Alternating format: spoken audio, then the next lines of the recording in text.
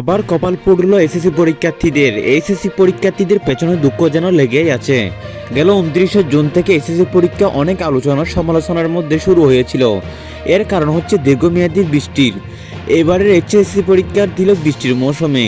এবার সেই বৃষ্টিকাল হয়ে দাঁড়ালো এইচএসসি পরীক্ষার্থীদের জন্য। আগামী আরও 4 দিন অর্থাৎ শুক্রবার পর্যন্ত বৃষ্টি থাকবে। এর মাঝে এইচএসসি পরীক্ষার্থীদের আরও 2 থেকে 3টি পরীক্ষা আছে। তাদের এই পরীক্ষাগুলো যেহেতু দিতে হবে বৃষ্টির মধ্যে, সেহেতু দেশের অনেক নিচু জায়গায় 5 থেকে 8 ফুটের বন্যা দেখা দিয়েছে। তাই অনেক জায়গায় পরীক্ষা স্থগিত করা হয়েছে। যেমন আজ ফেনীর মধ্যে 4টি কেন্দ্রের মধ্যে পরীক্ষা সাময়িকভাবে বন্ধ করে দেওয়া হয়েছে।